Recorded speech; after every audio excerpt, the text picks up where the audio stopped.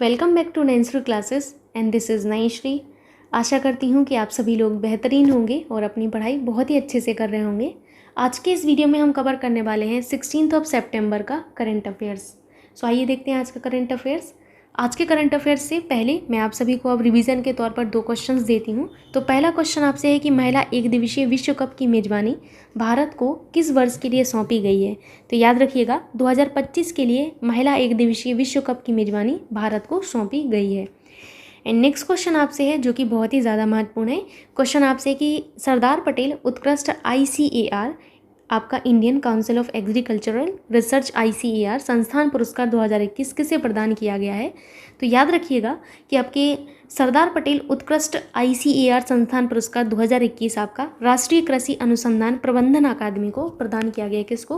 राष्ट्रीय कृषि अनुसंधान प्रबंधन अकादमी को सौंपा गया है। ये महत्वपूर्ण क्वेश्चन है, याद रखिएगा। नेक्स्ट क्वेश्चन आप सभी के सामने है, अगेन वेरी वेरी इंपॉर्टेंट, और ये आपका आज का करंट अफेयर्स है। यहाँ से सितंबर 2022 में किस जूलॉजिकल पार्क को देश के सर्वश्रेष्ठ चिड़ियाघर के रूप में मान्यता दी गई है। तो देश के सर्वश्रेष्ठ चिड़ियाघर के रूप में दार्जिलिंग का एक आपका जूलॉजिकल पार्क है जिसका नाम है Padmaja Naidu Himalayan zoological park.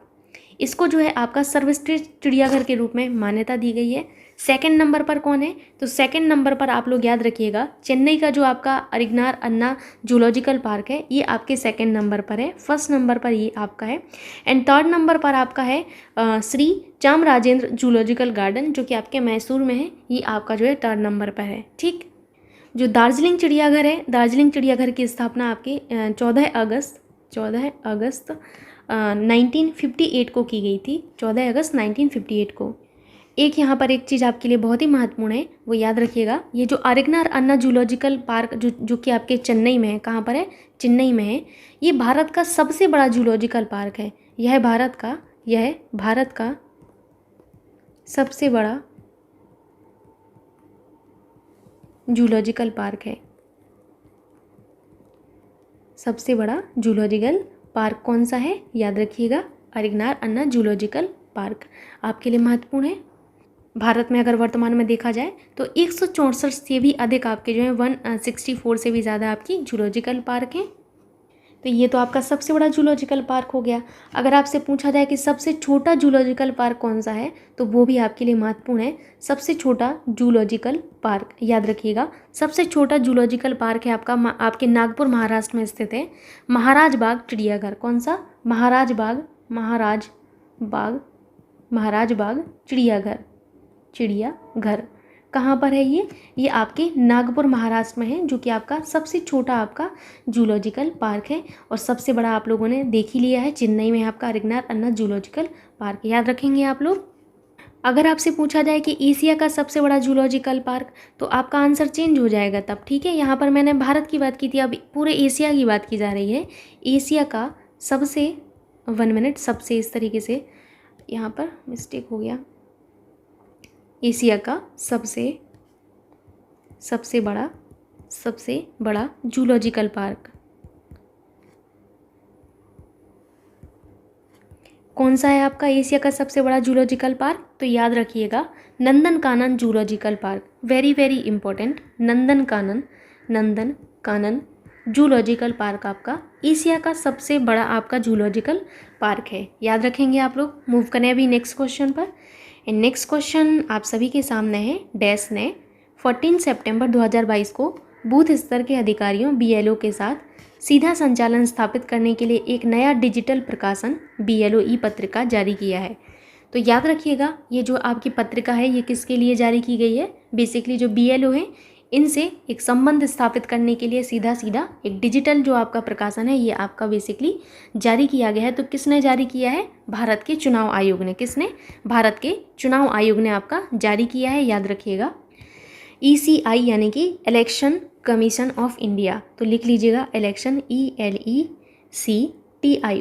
Election commission COMMISSION election commission of India, election commission of India ने ये जारी किया है।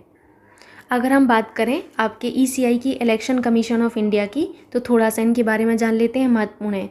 स्थापना आप लोग याद रखिएगा कि आपके इलेक्शन कमीशन ऑफ इंडिया की स्थापना कब हुई थी, तो आपके 25 जनवरी 1950 को की गई थी। कब? 1950 को इनकी स्थापना की गई थी। हेडक्वार्टर्स कहाँ पर है, तो हेडक्वार्टर्स आपके न्यू दिल्ली में है, याद रखिएगा। और आपसे पूछा जाए कि सबसे पहले आपके जो हैं मुख्य चुनाव आयुक्त कौन थे, तो ये भी आपके लिए महत्वपूर्ण है। मुख्य चुनाव आयुक्त का मतलब क्या होता है आपका, जो आपके इलेक्शन कमिश्नर ऑफ इंडिया होते हैं उन्हीं की बात की जा रही है। तो मैं इंग्लिश में लिख देती हूँ ताकि आपको ज़्यादा अच्छे से समझ में आए। First chief election commissioner of India, first chief election ELECTION election commissioner COMMISSIONER commissioner of India कौन थे आपके, तो याद रखिएगा आपके थे सुकुमार सेन थे, SUKUMAR सुकुमार सेन। ठीक। अगर आपसे पूछा जाए कि वर्तमान में कौन है आपके इलेक्शन कमिश्नर ऑफ इंडिया, तो मैं अभी करंट का लिखने वाली हूँ, current CURRENT current election commissioner of India. तो याद रखिएगा कि वर्तमान में कौन है, राजीव कुमार जी हैं। कौन है? राजीव कुमार जी हैं। महत्वपूर्ण है आपके लिए इतनी जानकारी, याद रखिएगा। थोड़ी सी है, ज़्यादा है नहीं आपके लिए। ठीक, बस इतना ही याद रखना है आपको। मूव करते हैं अभी नेक्स्ट क्वेश्चन पर। क्वेश्चन आप सभी के सामने है। पूर्व भारतीय टेनिस खिलाड़ी और डेविस कप कप्तान का सितंबर 2022 में निधन हो गया है। आपको बताना है कि किनका हाल ही में निधन हुआ है, जो कि आपके पूर्व भारतीय टेनिस खिलाड़ी भी रहे हैं और डेविस कप जो है आपका इसके कप्तान रहे हैं। तो answer will be Naresh Kumar. कौन? नरेश कुमार जी का निधन हो गया है और ये आपके जो है एक भूतपूर्व भारतीय टेनिस खिलाड़ी रहे हैं, साथ ही साथ ये डेविस कप कप्तान भी रहे हैं। तो याद रखेंगे आप लोग इनके बारे में। अब हम कुछ प्रमुख श्रद्धांजलियों को एक बार देख लेते हैं। कुछ महान व्यक्ति ऐसे होते हैं जिनको हम उनके जाने के बाद भी याद करते हैं। तो एक चीज़ हमेशा आप लोग याद रखिएगा कि जिसने अपने आप को खर्च किया है, गूगल ने उसी को सर्च किया है। इस बात को हमेशा याद रखिएगा आप लोग। ठीक, आज हम यहाँ पर कुछ प्रमुख श्रद्धांजलियाँ हैं उनको पढ़ लेते हैं। तो यहाँ पर सबसे पहले हम शुरू करेंगे अब्दुल, लिख लीजिएगा क्योंकि ये नई श्रद्धांजलियाँ हैं जो मैंने आपको नहीं बताई हैं। तो याद रखिएगा, अब्दुल गफ्फर नाडियावाला, अब्दुल गफ्फर नाडियावाला। इनका जो है निधन हुआ है कब? इनका निधन हुआ है अगस्त 2022 में निधन हुआ है। ये एक फिल्म निर्माता थे। कौन थे? फिल्म निर्माता थे, याद रखिएगा, फिल्म निर्माता थे। उसके बाद हम बात करते हैं नारायण की। तो ये जो नारायण हैं, नारायण ये भी आपके लिए महत्वपूर्ण है। ये जो हैं आपके एक आदिवासी समुदाय के पहले साहित्यकार थे। एक आदिवासी समुदाय था, कौन सा? मलियारा। ठीक है, तो आदिवासी समुदाय था, आदिवासी समुदाय। मैं यहाँ पर लिख देती हूँ कौन सा आदिवासी समुदाय था, मलयारा, मलयारा। इस समुदाय के ये पहले साहित्यकार थे, साहित्यकार थे, याद रखिएगा। फिर उसके बाद आपको याद रखना है आपका उमा पेमा राजू, उमा पेमा राजू। उमा पेमा राजू का भी आपका अगस्त 2022 में निधन हुआ है। आपको ये नहीं याद रखना है कब हुआ है, खाली आपको याद रखना है इनका संबंध किस क्षेत्र विशेष से है। तो ये जो फॉक्स न्यूज़ थी ना, इसकी संस्थापक हैं, फॉक्स न्यूज़ की संस्थापक थी ये आपकी, संस्थापक, याद रखेंगे आप लोग। उसके बाद आपको याद रखना है जानी फेमचान को। किसको? जानी फेमचान को। जानी फेमचान जो है आपके क्या थे? ऑस्ट्रेलिया के पूर्व बॉक्सिंग चैंपियन थे। किसके? ऑस्ट्रेलिया के पूर्व बॉक्सिंग चैंपियन, पूर्व बॉक्सिंग चैंपियन, पूर्व बॉक्सिंग चैंपियन कहाँ के? ऑस्ट्रेलिया के। तो याद रखिएगा ये ऑस्ट्रेलिया के थे। ठीक, इस तरीके से मैं आपको एक एक दिन में 3-3 4-4 श्रद्धांजलियाँ बताती रहूँगी तो आपको याद रहेगा। लास्ट आपको याद रखना है किसको? निर्मला मिश्रा को। किसको? निर्मला मिश्रा जी को। निर्मला मिश्रा जी की अगर हम बात करें तो ये बंगाली जो हैं गायिका थी। क्या थी? बंगाली गायिका थी और इनका भी अगस्त 2022 में ही निधन हुआ है। सो याद रखिएगा आप लोग। मूव करते हैं नेक्स्ट क्वेश्चन पर और क्वेश्चन आप सभी के सामने है। 1 मिनट दीजिएगा। अभी क्वेश्चन दिख रहा होगा, किस दिन को अंतर्राष्ट्रीय लोकतंत्र दिवस के रूप में मनाया जाता है। अब ये दिवस वाला आ गया तो यहाँ पर मैं आपको फटाफट से दिवस रिवीजन करवा देती हूँ एक बार। कौन से मंथ के रिवीजन करेंगे? सितंबर के। Very good. तो मैं आपको यहाँ पर फटाफट से रिवीजन करवाने वाली हूँ। अब आप लोगों को बस मन में याद करना है, बाकी चीज़ें आप पढ़ चुके हैं। शुरुआत कहाँ से करेंगे? 2 सितंबर से। शुरुआत किससे करेंगे? नारियल से करेंगे। तो विश्व नारियल दिवस मना लीजिए इस दिन को, ठीक है। 2 के बाद आ जाइए 5 सितंबर पर। 5 सितंबर को क्या मनाया हमने? शिक्षक दिवस मनाया। शिक्षक दिवस के साथ साथ हमने अंतर्राष्ट्रीय चैरिटी दिवस मनाया था, अंतर्राष्ट्रीय चैरिटी दिवस मनाया था। उसके बाद हम 8 सितंबर पर आ गए, जिसमें हमने मनाया है विश्व साक्षरता दिवस। कौन सा? विश्व साक्षरता दिवस मनाया है। उसके बाद हमने 14 सितंबर को हिंदी दिवस मनाया है। क्या मनाया है? हिंदी दिवस मनाया है।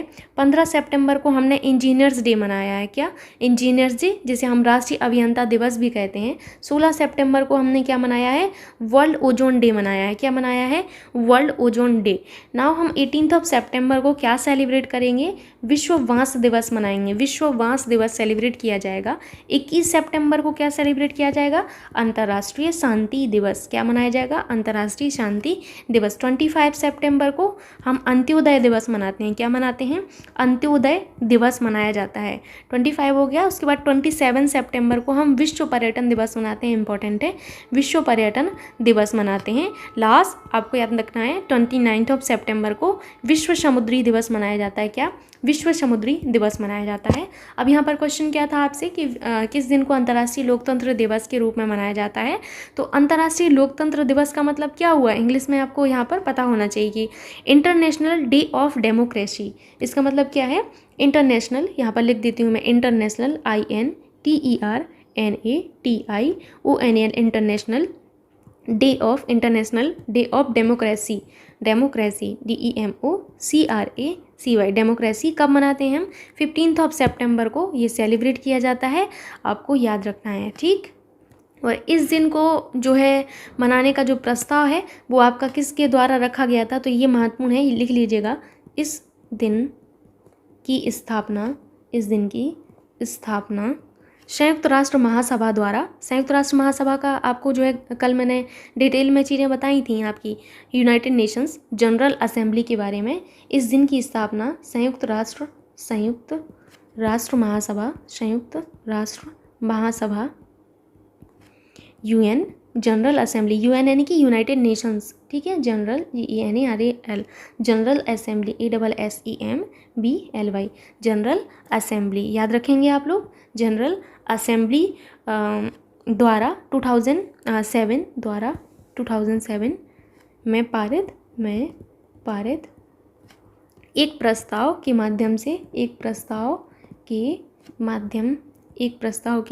माध्यम से की गई थी। इसे पहली बार कब सेलिब्रेट किया गया था? तो 2008 में, लिखिएगा। इसे पहली बार 2008 में मनाया गया था। कब? 2008 में मनाया गया था, ठीक, याद रखेंगे आप लोग। अभी मूव करते हैं नेक्स्ट क्वेश्चन पर। आंसर आपको मिल ही गया है। क्वेश्चन आप सभी के सामने है, 1 मिनट आप लोग दीजिएगा। क्वेश्चन है कि केंद्रीय मंत्रिपरिषद ने भारत और डैश की मेजबानी के लिए गारंटी पर हस्ताक्षर करने की मंजूरी दी है। तो याद रखिएगा, केंद्रीय मंत्रिमंडल ने भारत में आपका जो है फीफा अंडर 17 महिला फुटबॉल विश्व कप जो है आपका, इसकी मेजबानी के लिए गारंटी पर हस्ताक्षर जो हैं आपके किए हैं। किस पर? फीफा अंडर 17 महिला फुटबॉल विश्व कप की मेजबानी पर इन्होंने जो है हस्ताक्षर किए हैं, याद रखिएगा। अगर मैं आपसे बात करूँ अखिल भारतीय फुटबॉल महासंघ की, किसकी? अखिल भारतीय फुटबॉल महासंघ।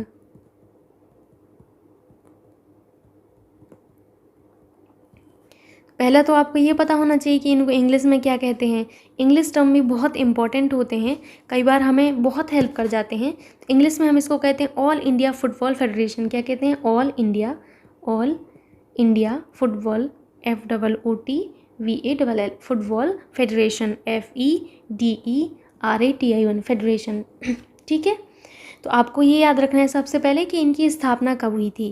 तो स्थापना आप याद रखिएगा, इनकी स्थापना जो है कब की गई थी? आपके ऑल इंडिया फुटबॉल फेडरेशन की। तो स्थापना आपकी 23 जून को। आपको ये नहीं याद रखना है कब, खाली इतना याद रखना है 1937 में स्थापना की गई थी। ये भूल जाइएगा, 1937 है ये, ठीक है। हेडक्वार्टर्स काफ़ी ज़्यादा महत्वपूर्ण है। हेडक्वार्टर्स इनके हैं द्वारका, दिल्ली में इनके हेडक्वार्टर्स हैं। कहाँ पर हैं? द्वारका, दिल्ली में इनके हेडक्वार्टर्स हैं, याद रखिएगा आप लोग, ठीक। अगर मैं आपसे बात करूँ फीफा की, किसकी? फीफा की। तो फीफा के बारे में भी थोड़ा सा जान लीजिए आप लोग कि फीफा क्या है। सबसे पहले तो आपके लिए ये महत्वपूर्ण है कि स्थापना कब हुई थी फीफा की? तो स्थापना आपके लिए काफ़ी ज़्यादा महत्वपूर्ण पूछी जा सकती है। 21 मई को हुई थी। कब? 21 मई 1904 को हुई थी। 21 मई 1904 को कहाँ पर? पेरिस, फ्रांस में इनकी स्थापना हुई थी, पेरिस, फ्रांस में। हेडक्वार्टर्स कहाँ पर है? तो हेडक्वार्टर्स ज्यूरिख में है। कहाँ पर? ज्यूरिख। ज्यूरिख कहाँ है? स्विट्जरलैंड में है, याद रखिएगा। मैं अध्यक्ष की बात करूं कि अध्यक्ष कौन है, तो गियानी इन्फेंटिनो इनके अध्यक्ष हैं। कौन है? गियानी इन्फेंटिनो। गियानी इन्फेंटिनो कौन है? ये अध्यक्ष हैं आपके फीफा के वर्तमान में, याद रखेंगे आप लोग। मूव करते हैं अभी नेक्स्ट क्वेश्चन पर, जो कि आपके सामने है। क्वेश्चन आपके साथ है, सामने है कि खेल मंत्रालय ने 2022 में भारत में खेलों के विकास के लिए किस कंपनी के साथ समझौता ज्ञापन पर हस्ताक्षर किए हैं। क्वेश्चन आपको समझ में आ रहा होगा कि खेल मंत्रालय ने खेलों में जो है विकास के लिए किस कंपनी के साथ समझौता किया है। तो एनटीपीसी के साथ इन्होंने समझौता किया है। किसके साथ? एनटीपीसी के साथ इन्होंने समझौता किया हुआ है, याद रखिएगा आप लोग। एनटीपीसी की थोड़ी सी चर्चा कर लेते हैं, एनटीपीसी लिमिटेड की। तो एनटीपीसी की अगर हम स्थापना की बात करें कि स्थापना कब हुई थी एनटीपीसी की, सो आंसर होगा आपका 7 नवंबर 1975 को इनकी स्थापना हुई थी। और अगर मैं बात करूं हेडक्वार्टर्स कहाँ पर हैं, तो न्यू दिल्ली में इनके हेडक्वार्टर्स हैं। और आपके जो अध्यक्ष हैं वो कौन है? तो अध्यक्ष याद रखिएगा एनटीपीसी लिमिटेड के, और आप अध्यक्ष और आपके जो प्रबंध निदेशक होते हैं, अध्यक्ष और प्रबंध निदेशक,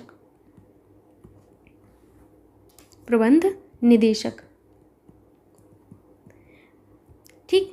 तो यहाँ पर आपको याद रखना है कि आपके जो हैं चेयरमैन और मैनेजिंग डायरेक्टर जो हैं, चेयरमैन और मैनेजिंग डायरेक्टर वर्तमान में कौन है, तो वो आपके लिए महत्वपूर्ण है, गुरदीप सिंह है। कौन है? गुरदीप सिंह, GURDEEP, गुरदीप सिंह जी वर्तमान में आपके जो हैं चेयरमैन और आपके जो हैं मैनेजिंग डायरेक्टर हैं आपके एनटीपीसी के, याद रखिएगा।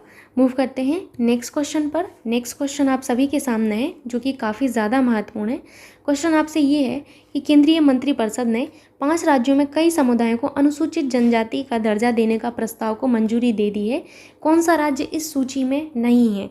तो पहला तो आपको नंबर याद रखना है कि कितने राज्यों में जो है आपके अनुसूचित जनजाति का दर्जा इन्होंने दिया है। तो 5 राज्यों के कई समुदायों को इन्होंने जो है अनुसूचित जाति का दर्जा दिया हुआ है, याद रखिएगा। वो 5 राज्य आपके कौन कौन से हैं, तो मैं बारी बारी से लिख देती हूँ। पहला तो आपको याद रखना है छत्तीसगढ़।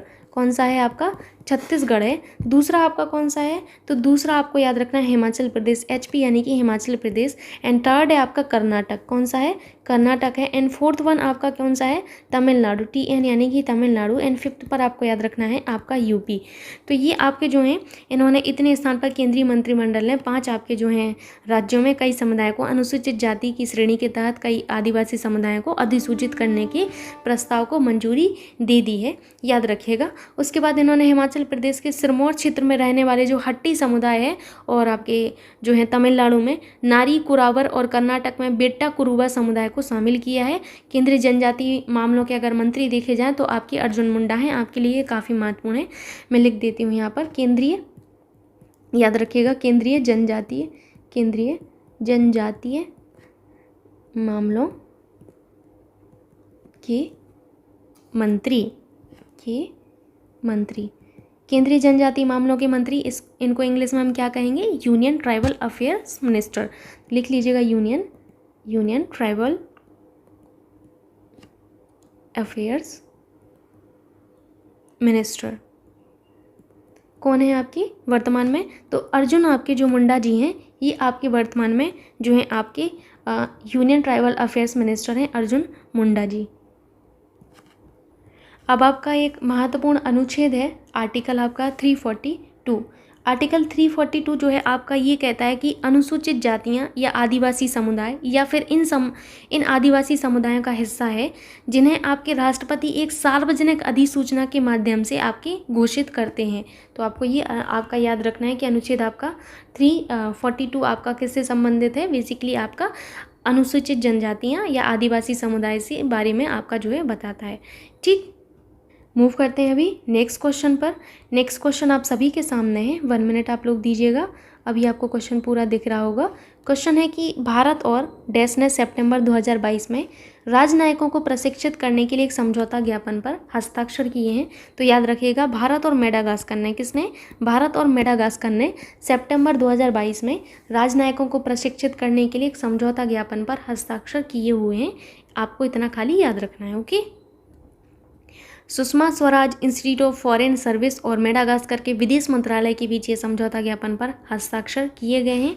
अगर हम बात करें मेडागास्कर की, तो हिंद महासागर में स्थित आपका एक द्वीप है। आप जो है जब हिंद महासागर देखेंगे तो आपको दिख जाएगा, हिंद महासागर में ये द्वीप दिख जाता है मेडागास्कर। ये आपका एक द्वीपीय देश है। क्या है? एक द्वीपीय देश है, द्वीप देश है। ठीक। मेडागास्कर की कैपिटल क्या है? तो मेडागास्कर की कैपिटल है आपका एंटानानारिवो। तो याद रखिएगा, एंटानानारिवो इनकी कैपिटल है। मुद्रा आपकी क्या है? करेंसी अगर बात की जाए तो यहाँ की आपकी जो मुद्रा है मालागासी, क्या है यहाँ की करेंसी? मालागासी एरीरी। ठीक, याद रखिएगा। बस आपको इतना ही याद रखना है, इतना ही आपके लिए महत्वपूर्ण है। सो ये रहा आज का करंट अफेयर्स। आशा करती हूँ कि आपको अच्छा लगा होगा। सो प्लीज़ आप लोग वीडियो को लाइक करना और शेयर करना ना भूलिएगा। Thank you so much.